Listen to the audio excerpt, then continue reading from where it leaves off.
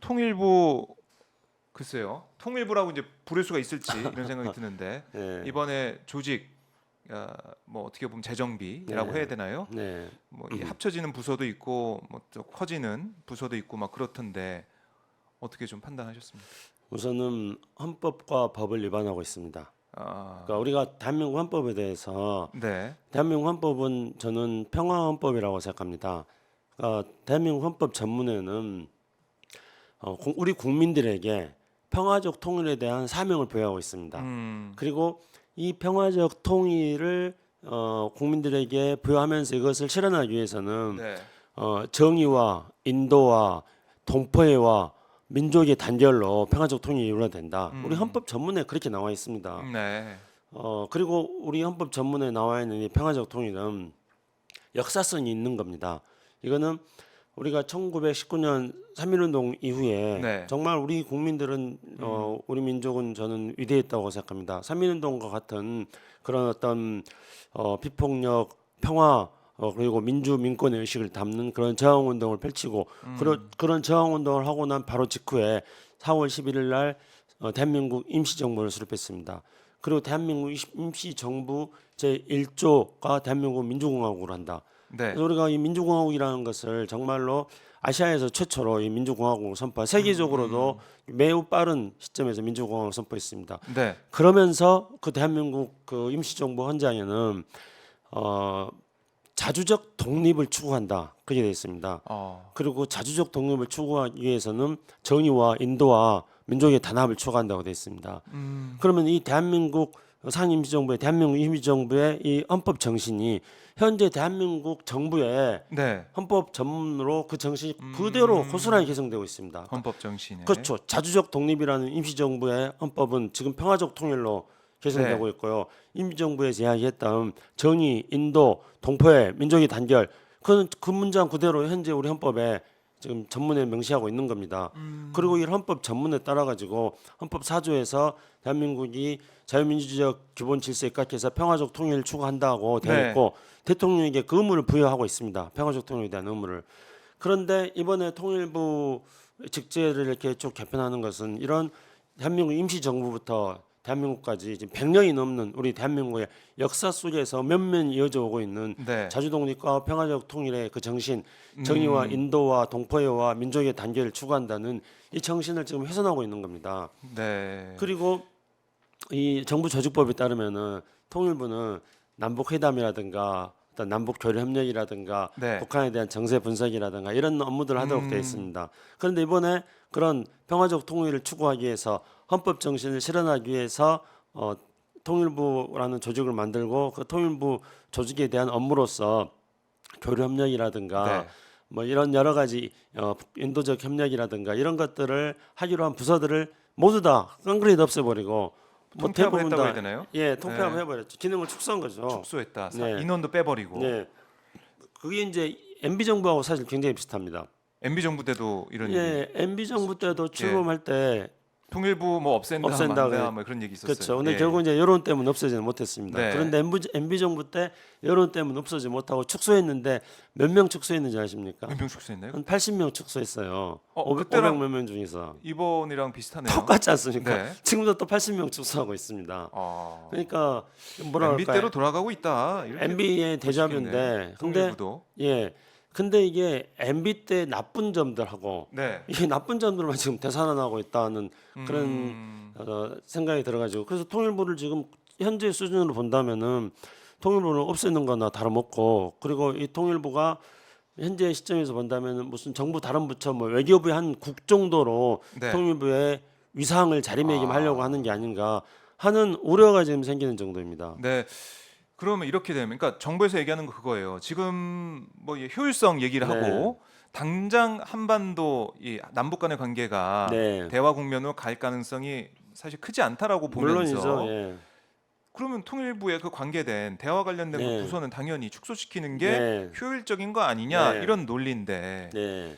대화 국면이 되면 다시 또 이제 늘리면 되는 거 아니냐 뭐 네, 이런 예. 거예요. 그런 어떤 굉장히 안일한 사고들을 하고 있기 때문에 네. 이렇게 장마가 오래 가고 비가 많이 오고 폭염이나 이런 거에 대해 대비를 못하는 겁니다. 뭐 6월 달 될 때는 그러니까 지금 영업 장관이 그렇게 말하지 않았습니까? 장마가 이렇게 길어지고 네. 폭염이 이렇게 될지 예상하지 못했다. 그러니까 6월 달 시점에서는 뭐 장마가 그렇게 길게 해서 그렇게 했지 않았겠습니까? 그거나 지금 통일부 없으니까 통일부 좀 축소해가지고 지금 남북 대화도 안 되니까 통일부 축소한다는 거나 그 기본 발상은 아, 그런 무사 안일주의라는 점에서 네. 미래에 대해서 대비를 하지 않는다는 점에서 흡사하다고 생각합니다. 실제로 지금 현재 남북 대화가 이렇게 계속 단절되면서 이제 이런 상태가 되면은 우리가 남북 교류 협력을 추진하고 그리고 네. 평화적 통일을 추진해야 되는데 이런 것들에 대한 전략이라든가 이런 것들에 대한 노하우라든가 이것에 대한 경험이라든가 이런 것들을 축적한 그런 통일부 공무원들이 이제 다 없어지게 될 겁니다. 아. 그러지 않겠습니까?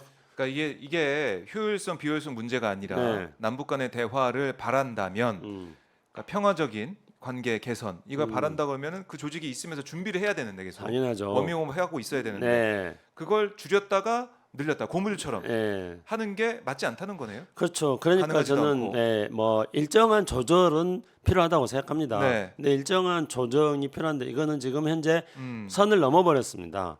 그러니까 사실상 그런 대화의 기능이라든가 교섭력의 기능을 없애버리다시피 하고 있는 겁니다. 네. 그러면은 그 경험을 지금 이제 축적하는 통일부 직원들도 점점 없어질 것이고 우리나라에서 그거를 할 수 있는 사람들이 없어지는 겁니다.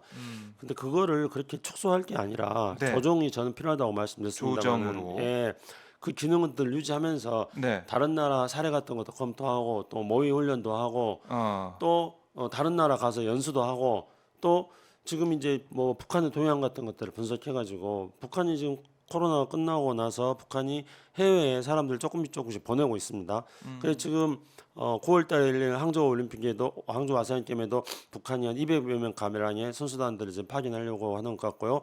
그리고 북중 북러 간의 네. 교역도 지금 진행이 되고 있고 앞으로 더 활발하게 될 가능성이 있습니다.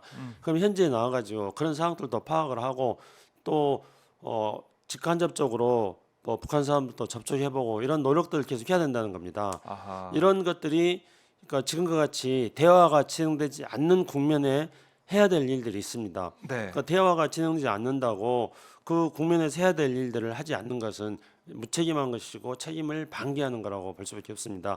그 사이에 북한도 뭐 지금 김여정이 뭐 작년부터 계속 대남 사업을 하는 그런 뭐 조국통일위원회 같은 걸 없애버리겠다 이랬는데 실제로 없앴는지 어쨌는지는 아직은 잘 모르겠습니다. 네. 그렇지만은 북한은 틀림없이 그런 조직을 공개적으로는 없앴다 하더라도 북한 내부에서는 우리 남한에 대한 여러 가지 분석이라든가 뭐 협상이라든가 그런 노하우들을 계속 연습하고 있을 겁니다. 그래서 네.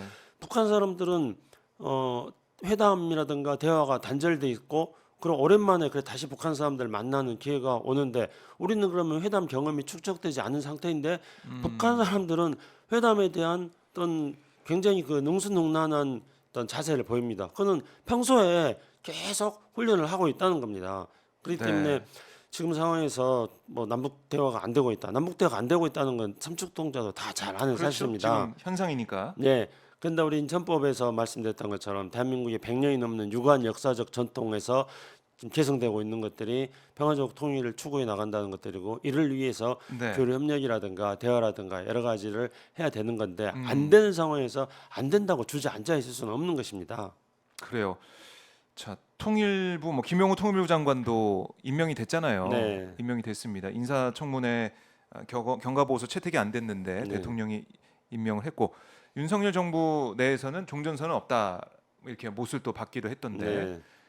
그러니까 대화를 지향하는 대화를 어떻게든 하겠다라는 네. 것보다는 이제 북한의 인권 문제를 얘기하면서 네. 그러니까 국제적으로 보폭을 좀 맞춰가겠다. 네. 그러니까 남북 간의 특수한 생각 상황 이걸 생각하면서 통일부가 나오는 게 아니라 국제 관계, 국제적 분위기, 특히 이제 한미일로 대표되는 그런 뭐 동맹으로까지 이제 격상될 것 같은 느낌이 들던데 지금 보니까 거기 이제 발맞춰서 가겠다 이런 얘기 같아요. 통일부 입장이.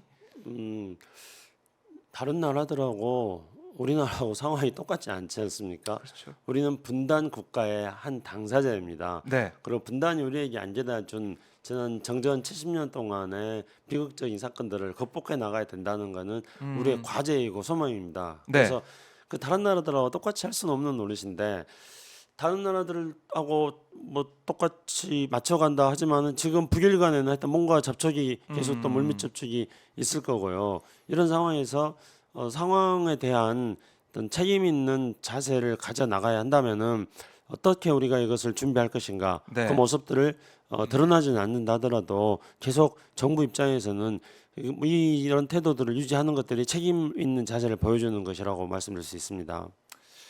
그래요. 통일부의 행보 또 주목을 더 해보도록 하고